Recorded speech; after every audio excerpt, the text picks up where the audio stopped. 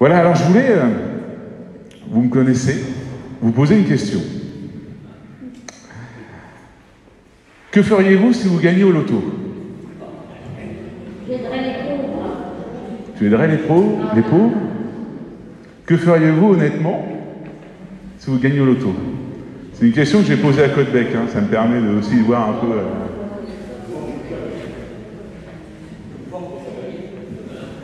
Attends, j'ai pas compris.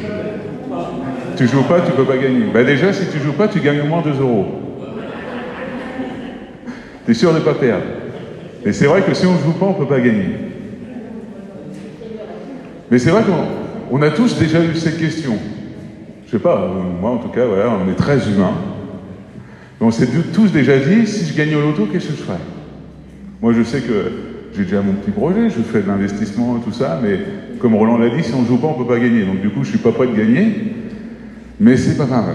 Parce qu'on sait, alors souvent on dit, mais pourquoi il ne faut pas jouer au loto? Là, je fais une parenthèse déjà. Pourquoi on ne joue pas au loto? Le problème, c'est le cœur. Hein. Je préfère le dire aussitôt, parce que souvent on dit, il ne faut pas jouer au loto, c'est pas bien, tout ça, mais on ne dit pas pourquoi. Le problème, c'est le fond du cœur, c'est que l'appât du gain, le gain facile. Et souvent, et pour l'avoir vu, l'argent transforme vraiment les cœurs. L'argent transforme vraiment les personnes. Voilà, je fais une parenthèse juste comme ça en disant, parce que souvent, on se dit oui, si je gagnais au loto, je ferais ci, je ferais ça, mais honnêtement, quand c'est concret, quand c'est là, vous verrez qu'il y a souvent une peur pour celui qui n'a jamais eu d'argent de perdre et de revenir à la condition initiale. Et donc du coup, il ne fait pas ce qu'il dirait aujourd'hui, par exemple donner aux pauvres, faire des œuvres humanitaires et tout ça, bref. Donc souvent on se dit, voilà, si je gagnais au loto, je ferais ci, je ferais ça, bref. Voilà, je ferme la parenthèse. Pourquoi on ne joue pas en loto? Uniquement pour pas avoir ce cœur qui court après l'argent. Un cœur qui est à Dieu. Un cœur qui est entièrement à Dieu.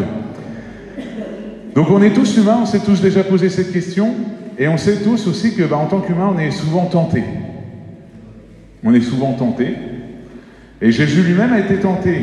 Quand je vous lis le verset, ne cherchez pas, mais Matthieu chapitre 4, verset 1, il est bien dit, alors Jésus fut amené par l'Esprit dans le désert pour être tenté par le diable.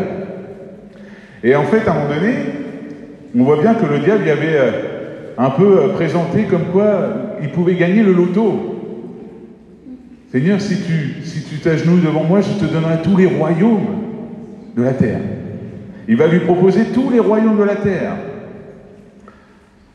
Alors pourquoi il va tenter Jésus à ce point-là? Pourquoi il va essayer de tenter Jésus pour le faire tomber? Uniquement parce qu'il sait très bien qu'il y avait un enjeu derrière bien plus grand. Bien plus gros. Et souvent, si le diable vient vous tenter, si le diable vient pour vous proposer une œuvre, quelque chose d'alléchant, c'est uniquement pour vous faire tenter parce qu'il sait que vous avez gagné gros. Il y a quelque chose de plus gros à gagner. Donc il vient vous tenter en vous présentant quelque chose de gros, en disant, voilà, si tu acceptes ça, il sait très bien que derrière tu perdrais plus gros. Et nous, c'est quoi notre gros lot en tant que chrétien? Quel est votre gros lot? Vous le savez ou pas? La vie éternelle. Ça, c'est votre gros lot, la vie éternelle en Jésus-Christ. Et ça, le diable va tout faire pour vous le faire perdre.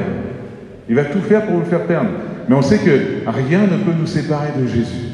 Rien ne peut nous séparer de lui, il nous garde. Mais c'est à nous aussi de faire gaffe à notre cœur. De faire attention à notre cœur, de veiller sur notre cœur. Je vais prendre un exemple avec vous. C'est un exemple que vous connaissez certainement par cœur, mais on va le prendre quand même. C'est le fils prodigue, Luc chapitre 15, à partir du verset 11.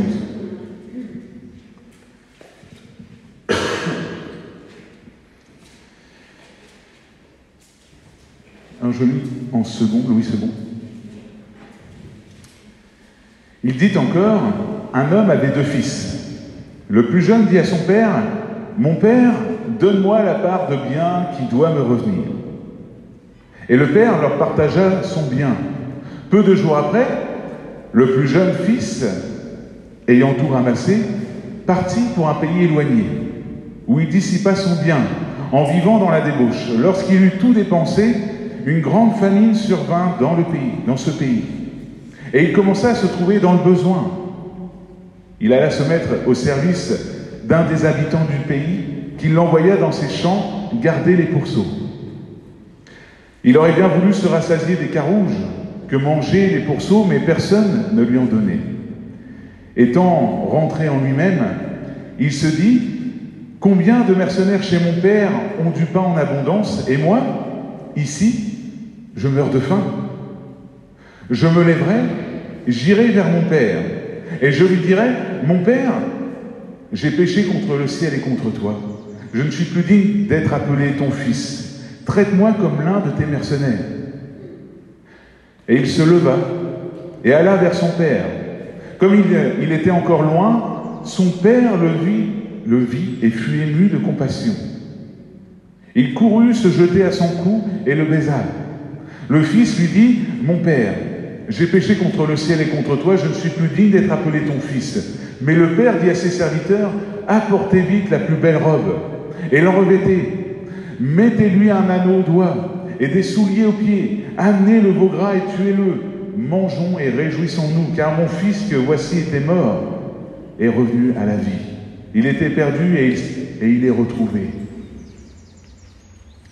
Et ils commencèrent à se réjouir. Or, le fils aîné était dans les champs. Lorsqu'il revint et approcha de la maison, il entendit la musique et les danses. Il appela un de ses serviteurs et lui demanda ce que c'était. Ce serviteur lui dit « Ton frère est de retour. Et parce qu'il l'a retrouvé en bonne santé, ton père a tué le veau gras. » Il se mit en colère et ne voulut pas entrer. Son père sortit et le pria d'entrer. Mais il répondit à son père « Voici, il y a tant d'années que je te sers, sans avoir jamais transgressé tes ordres. Et jamais tu m'as donné un chevreau pour que je me réjouisse avec mes amis.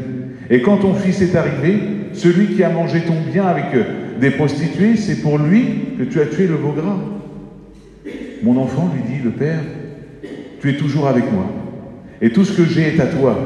Mais il fallait bien s'égayer, se réjouir parce que ton frère, que voici, était mort et qu'il est revenu à la vie, parce qu'il était perdu et qu'il est retrouvé. Amen.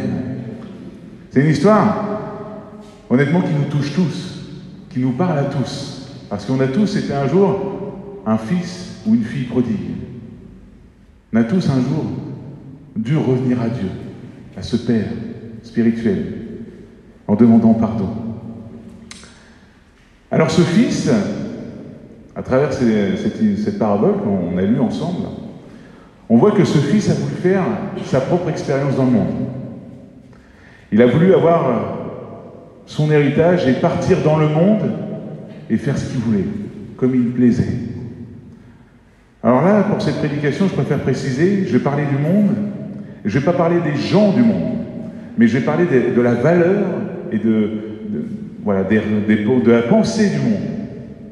Quand je vais dire qu'il ne faut pas, par exemple, quand la Bible dit qu'il ne faut pas aimer le monde, elle ne parle pas des gens du monde. Elle parle bien de la valeur et de la pensée du monde. Donc ce fils a voulu vivre un rêve et finalement, il s'est retrouvé à vivre un cauchemar. Lui qui était très riche, lui qui était, il avait tout ce qu'il avait besoin. Il a dû, du jour au lendemain, à cause d'une famine, se retrouver à garder des cochons, des pourceaux, comme il dit. Au fond du trou, comme on dit, au fond de son trou, il a commencé à réfléchir. Et je crois que, vraiment, à travers cette histoire, quand on lit ça, c'est exactement ce que Dieu fait avec nous. Dieu permet des fois qu'on traverse des épreuves, qu'on traverse des temps difficiles, des temps où on ne comprend pas pourquoi on est à ce stade, mais uniquement pour qu'on commence à réfléchir, pour voir où en est notre état de cœur. Est-ce que notre cœur est toujours à Dieu? Ou est-ce que le monde a pris sa place dans notre cœur? Est-ce qu'on est toujours ce chrétien fidèle qui suit la parole de Dieu, qui aime Dieu, ou est-ce qu'on n'est pas ce chrétien qui s'est refroidi et qui a laissé le monde prendre sa place dans son cœur?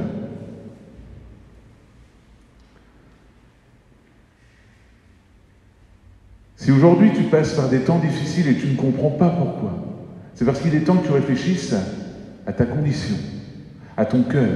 Est-ce que ton cœur est toujours à Dieu? Ou est-ce que le monde a pris sa place dans ton cœur? Les pensées du monde, la façon d'agir du monde. Je vois un exemple, par exemple, quand le Covid est arrivé, je pense que le pays croyait qu'on était prêt pour une pandémie. Mais on voit très bien que quand le Covid est arrivé, on a très vite vu qu'on n'était pas prêt, finalement. Et bien souvent, les temps d'épreuve, c'est pareil. Ça nous révèle l'état de notre cœur. Ça révèle que finalement, notre cœur, il n'est pas prêt. Il n'est pas prêt. Il n'est pas encore entièrement à Dieu. Et c'est exactement cette expérience que ce fils a fait. Il a vécu une terrible épreuve. La famine est arrivée, lui, il avait dilapidé tout son bien. Il s'est retrouvé au fond du trou et c'est là qu'il a commencé à réfléchir. Il a réfléchi puis il s'est dit, mais vu ma condition, moi qui ai un père, qui est plutôt riche, même les mercenaires qui servent mon père, ils sont en meilleure condition que moi. Alors en voyant sa condition, il a commencé à réfléchir, à dire, voilà, je vais retourner auprès de mon père. Je vais demander pardon, puis je vais demander à ce qu'il me mette justement en tant que serviteur pour lui. Et c'est ce qu'il va faire. Et on va voir que, on l'a vu à travers l'histoire, que le père ne l'a pas mis en tant que serviteur. Il l'a repris en tant que fils. Il l'a rétabli. Et c'est ce qu'il fait avec nous aujourd'hui, Dieu. Si aujourd'hui, le monde a pris sa place dans ton cœur, si aujourd'hui peut-être tu t'es détaché de Dieu, si aujourd'hui tu t'es peut-être refroidi, sache que Dieu ne te rejettera pas. Tout ce qu'il attend, c'est que tu viennes à lui. Que tu viennes à lui, que tu lui demandes pardon pour qu'il puisse encore enlever peut-être les choses qu'il y a du monde dans ton cœur. Je voudrais vous montrer une image, si Étienne peut la mettre, si c'est possible. Ça, vous savez ce que c'est, ça, ou pas? Est-ce que quelqu'un sait au cas où? Question piège, hein? Je ne savais pas, moi, de chercher, hein, je vous le dis. Je t'ai pas entendu. Des bananes plantains? Non, c'est pas des bananes. Des piments? Non plus. Des haricots? Non. Des courgettes? Non, non, non. Alors si vous trouvez, vous êtes très fort, mais c'est des carouges. C'est ce qu'on a lu dans l'histoire. Et c'est exactement ce qu'il donnait aux cochons. Ce sont des carouges. Alors à la base, normalement, c'est vert, ça devient noir avec le temps quand c'est mûr. Et en fait, il faut l'ouvrir pour avoir les graines dedans. Mais c'est un peu comme les haricots. C'est la même famille des haricots, mais ça vient... Ouais.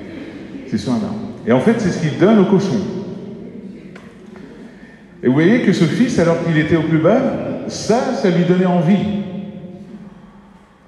Moi, honnêtement, j'aurais pas envie d'en manger. Je croquerais pas dedans. Moi, non.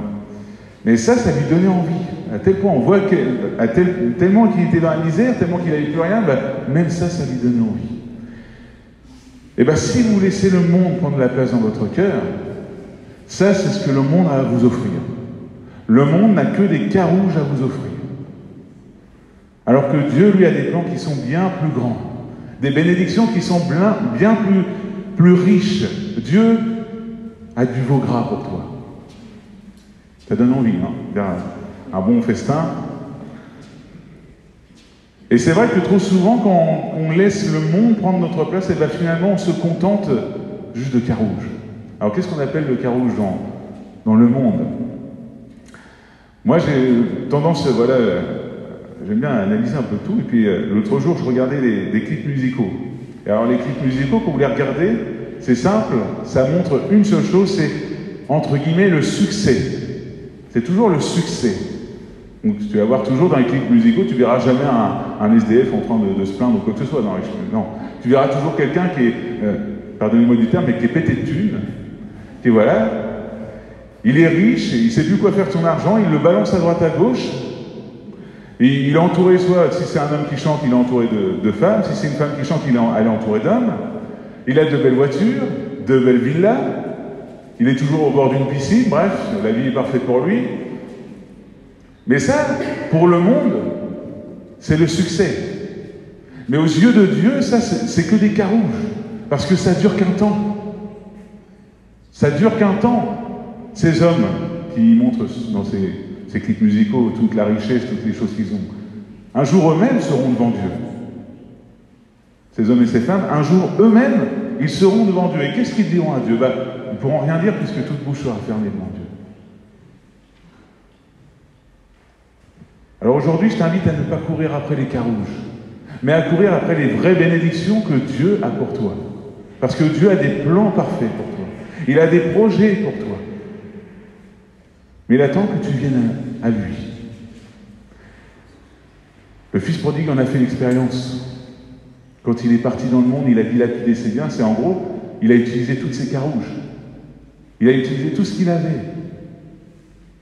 Puis il s'est rendu compte que finalement, c'était vain. C'était futile, un temps. Ce que Dieu a pour toi, c'est dans Ézéchiel chapitre 36, verset 26, « Je vous donnerai un cœur nouveau, je mettrai en vous un esprit nouveau, j'ôterai de votre corps le cœur de pierre et je vous donnerai un cœur de chair. » Oui, Dieu a pour toi un cœur nouveau, un cœur meilleur. Et je dis souvent que quand on voit le premier miracle de Jésus de l'eau transformée en vin, c'est exactement c'est l'œuvre qu'il fait avec nous. Jésus transforme quelque chose qui n'a pas forcément de goût, mais qui est vital, quelque chose qui n'a pas forcément de goût, en quelque chose de bien meilleur qui est précieux. Et bien c'est exactement c'est ce qu'il fait avec nos cœurs. Au début, quand on vient à Dieu, notre cœur n'a pas de valeur. Il est triste, sec, comme une pierre. Et bien Dieu prend ce cœur et change ce cœur en un cœur avec des valeurs, un cœur qui est bien meilleur, un cœur qui est vivant. Et pour cela, il faut venir à Dieu. Et c'est pour cela que j'ai demandé à Anne de venir nous apporter son témoignage. Alors, elle était un peu surpris. Je l'ai un peu surpris pendant la louange. Je suis désolé pour Anne. Mais voilà, je voulais que quelqu'un puisse... voilà, ça fait toujours du bien d'entendre un témoignage, de venir partager ce qu'on a vécu. Bonjour à tous. Oui, c'était la bonne blague de Timothée de ce matin pendant la louange. Donc voilà, il m'a demandé de vous apporter mon témoignage. Donc, je cherche le rapport avec les carreaux. Donc voilà, bon, alors moi je suis née dans une famille dont les parents étaient d'obédience, de convictions chrétiennes différentes. Ma maman était chrétienne évangélique, réformée, et mon papa était catholique. Donc déjà au départ, voilà, c'était peut-être pas la même vision par rapport à l'enseignement chrétien. Mais par contre, ils étaient tous les deux refroidis. En fait, ils n'allaient pas dans les églises. Il faut savoir que de par la profession de mon père, je n'ai jamais habité en France.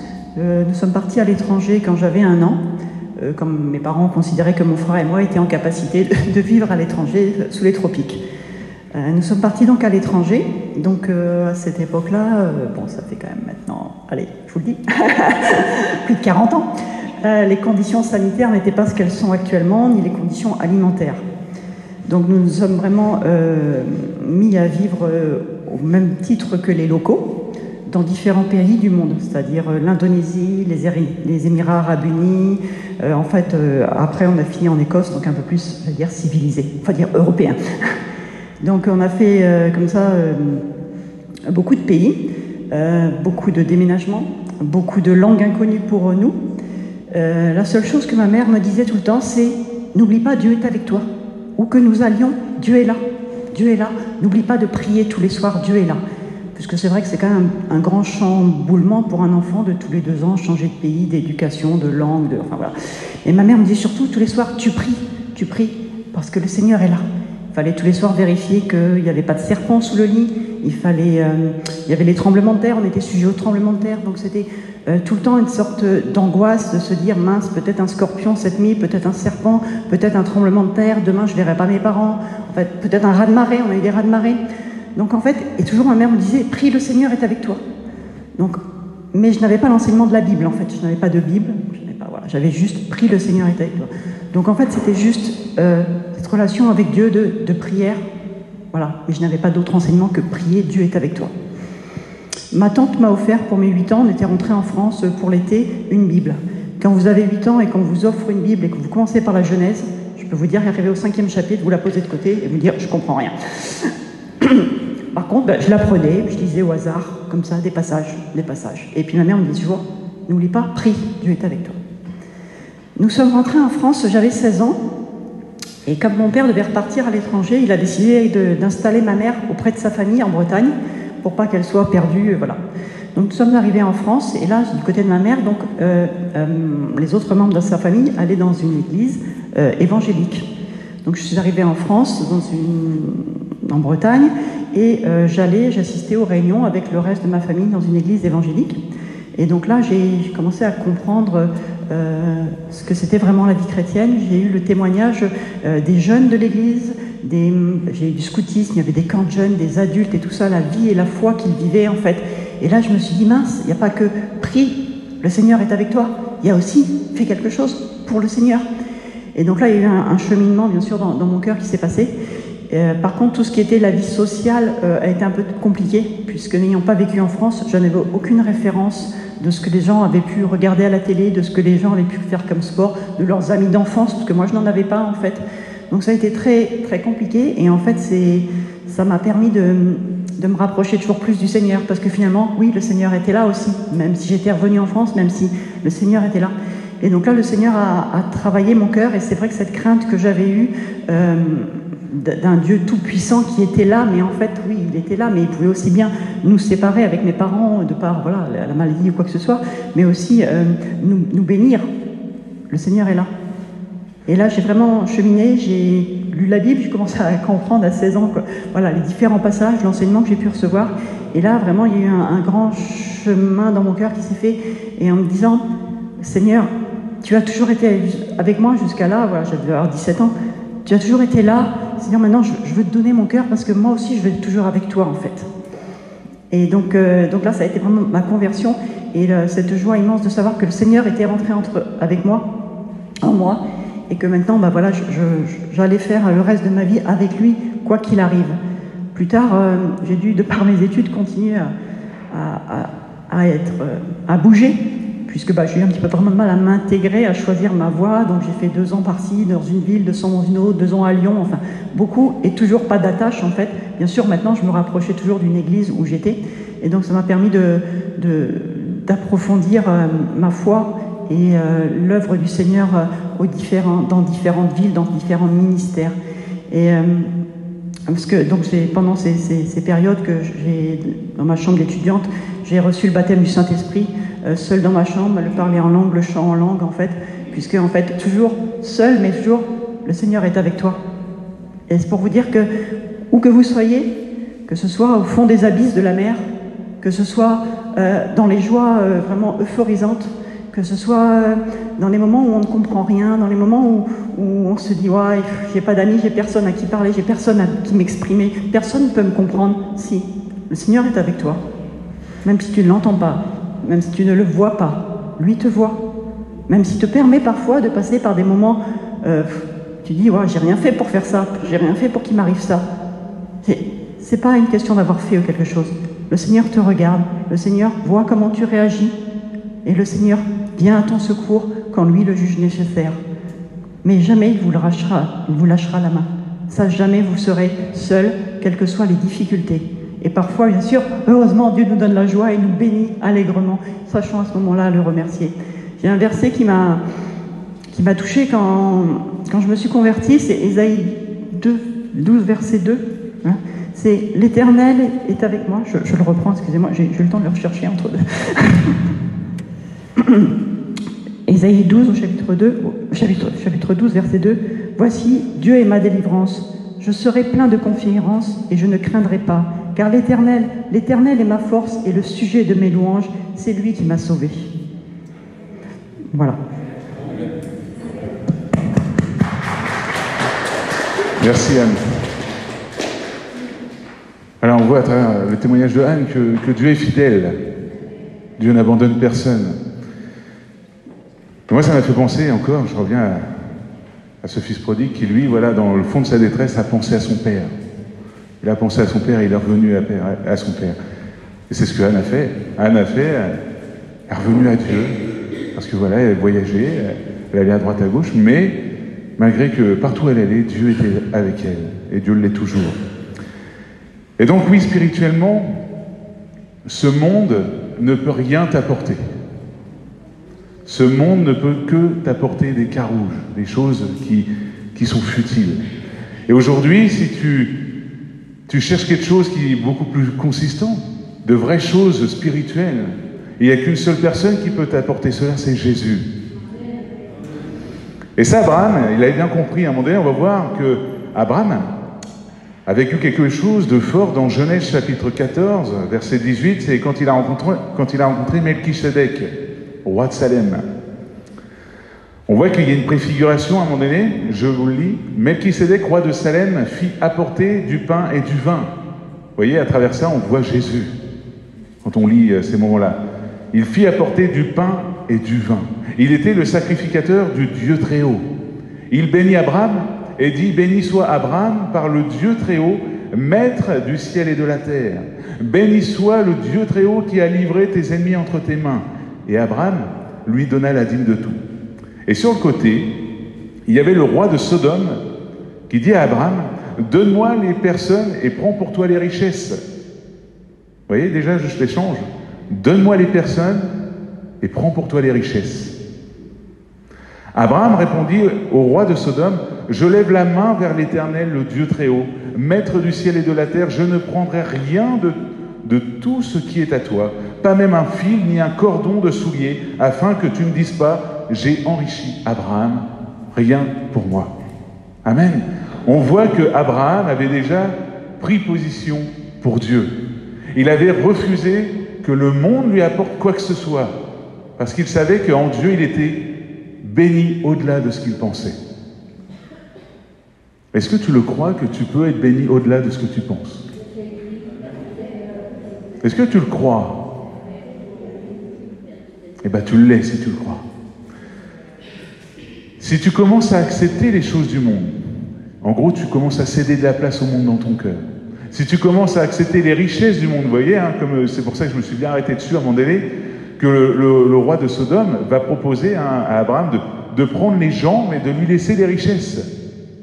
Ce qui est insensé, on pourrait regarder, parce que les richesses, il en a bien plus besoin, il peut se payer beaucoup plus de personnes avec, mais bon, on voit que le diable est comme ça. C'est pas les richesses qui intéressent le diable, c'est nos âmes, c'est les personnes. Ce qu'il veut, c'est faire tomber un maximum de personnes. Les richesses, s'il peut te les donner pour te faire tomber, il le fera.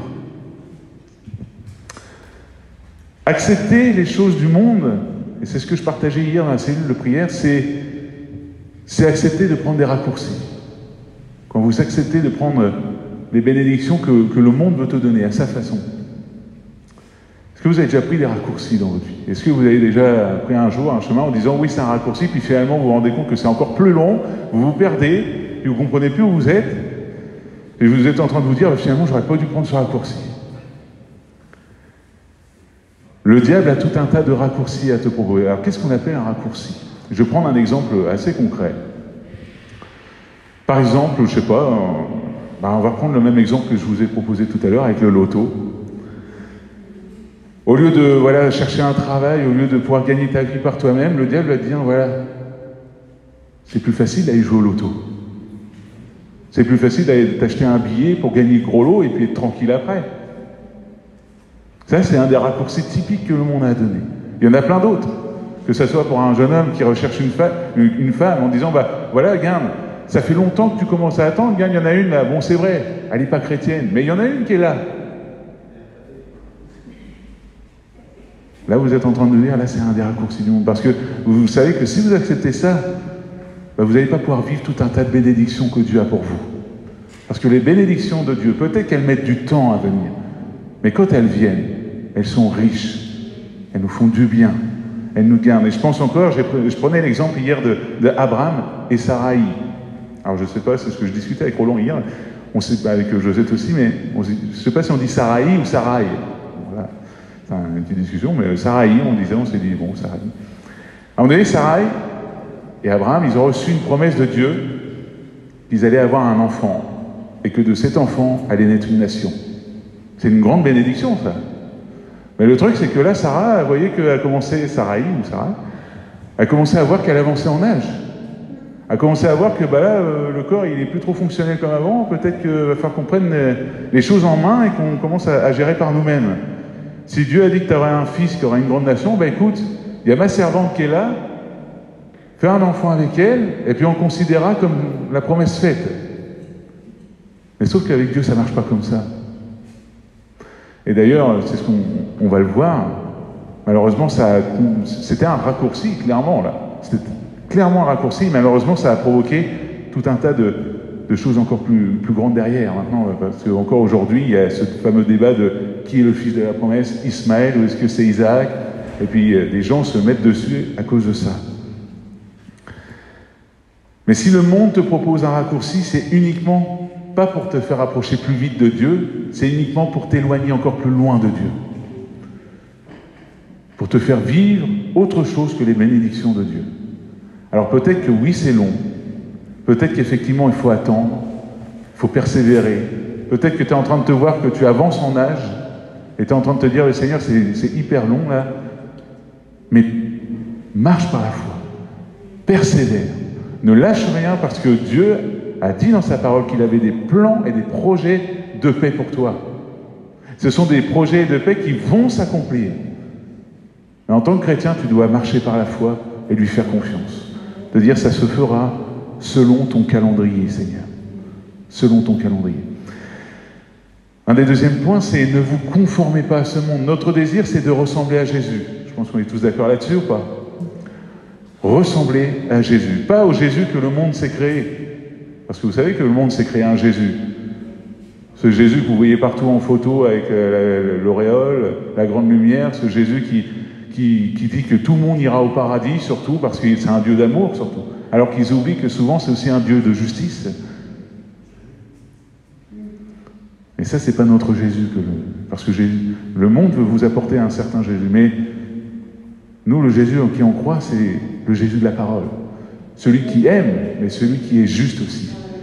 Celui qui regarde au cœur, celui qui relève, celui qui encourage et qui bénit.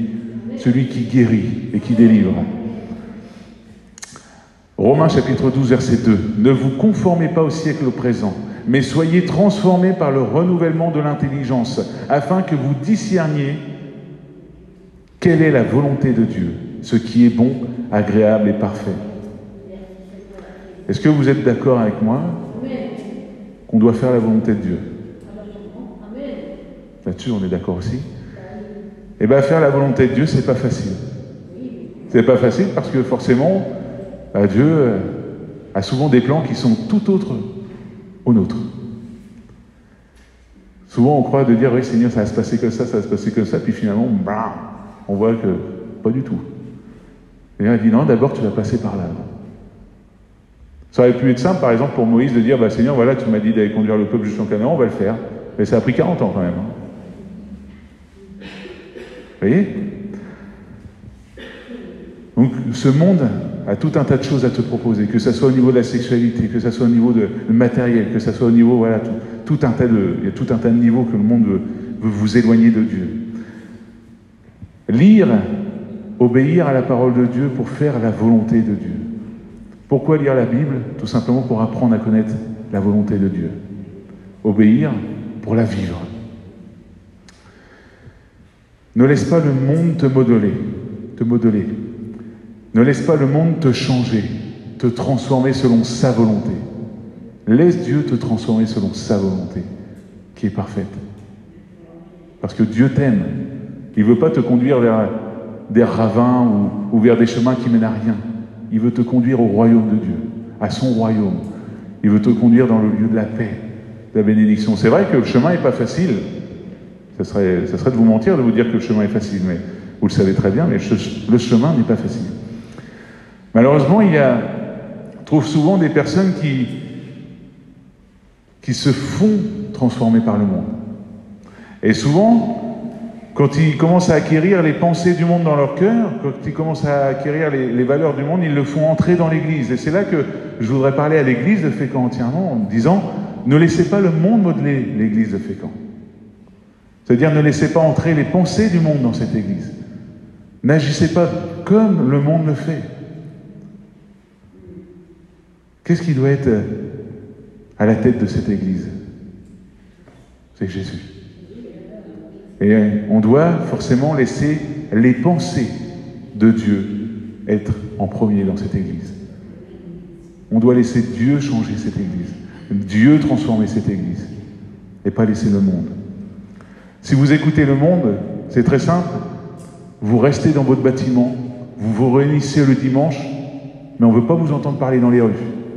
Surtout, laïcité oblige. Hein. Déjà que même si on fait juste ça, on dérange le monde. Alors, quitte à déranger le monde, autant aller proclamer la bonne nouvelle. Autant aller continuer à briller en dehors de l'Église. Jésus n'a pas dit, il n'a jamais dit, voici, je vous envoie dans une église, vous brillerez au milieu de l'église et surtout vous resterez au milieu de l'église. Non, il a dit, je vous envoie dans le monde. Prêcher la bonne nouvelle et faire des disciples.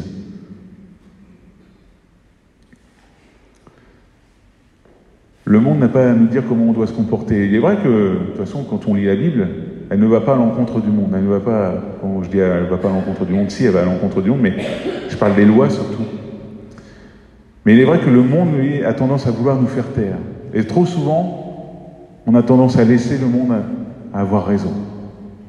Disant, Seigneur, c'est vrai qu'il faut qu'on soit sage. Vous avez déjà entendu cette expression. Sois sage. Sois sage surtout.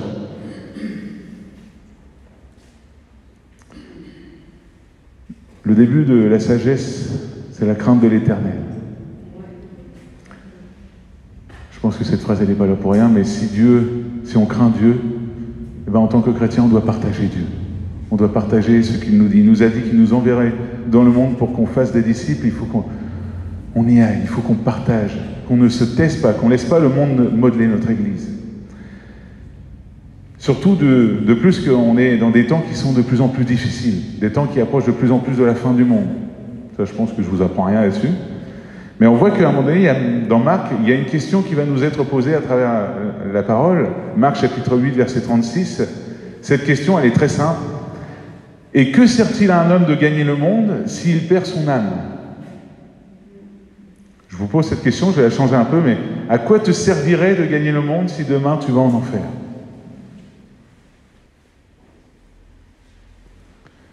Le seul but pour le monde, en tout cas on parle de l'esprit du monde, qui est Satan, l'ennemi de nos âmes, le seul but pour lui, c'est de t'éloigner de Dieu. C'est que surtout tu ne vives pas les bénédictions que Dieu a pour toi. Et c'est pour cela qu'il va te tenter, tout comme il a tenté Jésus. C'est pour cela qu'il va te proposer des raccourcis. C'est pour cela qu'il va te dire que, tiens, au lieu d'attendre la bénédiction que Dieu a pour toi, tu peux prendre ça. Prends ces carouges. Si le fils prodigue s'était pas mis à réfléchir, il aurait pu dire, bah voilà, je vais manger les carouges, puis je vais continuer à travailler en gardant les cochons. Il aurait pu, hein, je pense que personne n'aurait pu griller qu'il volait des carouges. Mais non, il a décidé de revenir à Dieu, parce qu'il savait que, à Dieu, il y a de plus grandes bénédictions. Il y a la paix, il y a la joie. Mais l'Esprit dit expressément que dans les derniers temps, quelques-uns abandonneront la foi pour s'attacher à des esprits séducteurs et à des doctrines de démons par l'hypocrisie de faux docteurs portant la marque de la flétrissure dans leur propre conscience, prescrivant de ne pas se marier ou de s'abstenir d'aliments que Dieu a créés pour qu'ils soient pris avec des actions de grâce par ceux qui sont fidèles et qui ont connu la vérité.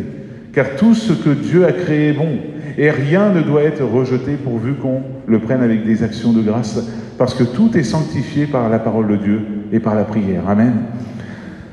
Pourquoi je vous lis ça? Parce que comme je vous le disais tout à l'heure, il ne faut pas laisser l'Église se faire modeler par le monde. Et on a tendance, quand on voit des personnes, surtout en ce moment sur les réseaux sociaux, des personnes qui ont tendance à dire, si tu fais pas ça, tu n'es pas chrétien. Si tu fais pas ci, tu n'es pas Dieu. Il faut porter le voile. Il ne faut pas manger de porc. Alors ça, je le vois, c'est des débats tous les jours. Il faut qu'une chrétienne soit habillée pareil, mais c'est pas ça que Dieu regarde. Dieu regarde nos cœurs. À quoi ça te servirait de ne pas manger de porc si ton cœur n'est pas à Dieu?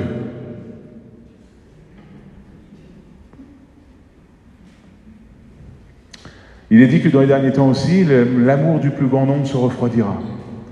Alors c'est là que je lance cet avertissement, mais c'est à nous de veiller sur nos cœurs. À nous de veiller sur nos cœurs pour pas que le monde entre eux prenne plus de place sur nos cœurs, mais que Jésus puisse avoir toute la place. Et je reviens au chant que vous avez chanté tout à l'heure. Tu es le maître. Sois mon maître. Jésus prend toute ta place. Balaye les fausses pensées. Balaye ce qui prend de la place et qui ne devrait pas être là. Accomplir la volonté de Dieu, voilà notre but. Accomplir la volonté de Dieu afin de le glorifier, pour lui, par lui. Si tu es sauvé aujourd'hui, si tu as reçu la grâce de Dieu, c'est pour que tu puisses le glorifier. Sinon, il aurait pu te reprendre aussitôt au paradis. Il aurait pu te dire, ça y est, elle a pris son baptême, tac, on la prend au paradis. Puis... Non, s'il t'a laissé dans ce monde, c'est parce qu'il y a encore des âmes qui ont besoin d'entendre parler. Des âmes qui ont besoin aussi de Jésus, qu'on leur apporte Jésus. Mais pour cela, il faut qu'on soit aussi des chrétiens qui vivent dans la volonté de Dieu et qui ne vivent pas comme le monde. Comment voulez-vous apporter Jésus au monde si vous vivez encore comme le monde? Car je n'ai point honte de l'Évangile. C'est une puissance de Dieu pour le salut de quiconque croit, du juif premièrement, puis du grec, et parce qu'en lui est révélée la justice de Dieu par la foi et pour la foi, selon qu'il est écrit, le juste vivra par la foi. Si vous vivez par la foi, c'est que vous êtes des croyants qui persévèrent, des croyants patients. C'est ce que vous êtes, si vous vivez par la foi. Donc si aujourd'hui, le diable a des raccourcis à te proposer, tu dois être persévérant et refuser ces choses. Tu dois refuser ces choses parce que, tout comme Abraham, il a refusé au roi de Sodome. Il a préféré tout donner à Dieu et dire, Seigneur, c'est toi qui me donnes tout. Tout me vient de toi. Alors aujourd'hui, ne prends pas les raccourcis du monde. Rejette ces raccourcis. Viens à Dieu. Laisse Dieu parce qu'il a des bénédictions bien plus grandes. N'aimez pas, et c'est là que je vous ai dit que je parlais bien des valeurs et vraiment des pensées du monde. N'aimez point le monde, ni les choses qui sont dans le monde. Si quelqu'un aime le monde, l'amour du Père n'est point en lui. 1 Jean chapitre 2 verset 15. N'aimez point le monde. On ne doit pas aimer ce que le monde a à nous proposer. Le monde n'a pas de place dans notre cœur. Alors, je ne suis pas en train de vous dire qu'il faut arrêter de regarder la télé, qu'il faut que vous vous comportiez bizarrement ou quoi que ce soit, que vous vous enfermez dans une église. Ce n'est pas ce que je suis en train de vous dire. Ce que je suis en train de vous dire, c'est de ne pas laisser le monde prendre plus de place.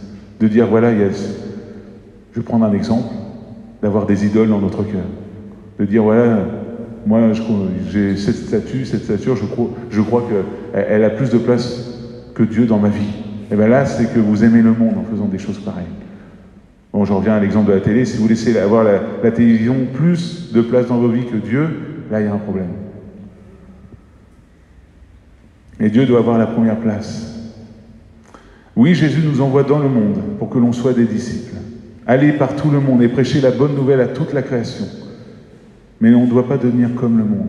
Vous savez ce que faisaient les Romains pour changer un pays quand ils venaient dans un pays? Est-ce que vous savez ou pas? Vous savez ce qu'ils faisaient un peu les Romains?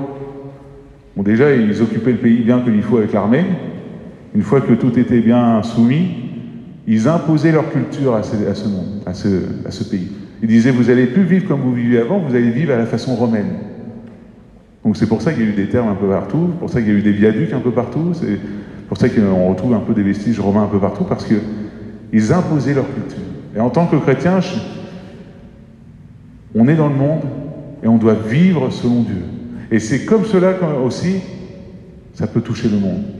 En plus de parler, c'est important d'ouvrir sa bouche et de dire Seigneur, d'apporter Jésus au monde. Mais aussi d'être des vrais chrétiens, authentiques. Et de le vivre là où nous sommes, partout où nous sommes, chez nous, auprès de nos amis. Ça, c'est quelque chose que j'ai horreur. Je parlais cette semaine d'ailleurs avec ma mère pour ça. C'est une chose que j'ai horreur, c'est de devoir se comporter autrement. Quand quelqu'un, on sait qu'il est un peu susceptible ou voilà, on ne veut pas le vexer, mais c'est une chose que j'ai horreur de devoir se comporter autrement que tel que je suis. S'il ne me supporte pas, moi, je suis désolé de le dire, mais je m'en fiche, mais royalement. Mais en tout cas, je ne veux pas changer pour des personnes qui, eux, ne veulent pas changer. Si je suis chrétien, il faut qu'ils m'acceptent en tant que chrétien. S'ils ne m'acceptent pas, c'est leur problème. Tu ne dois pas changer pour le monde. Si tu es chrétienne, si tu crois en Dieu, proclame-le. N'aie pas honte.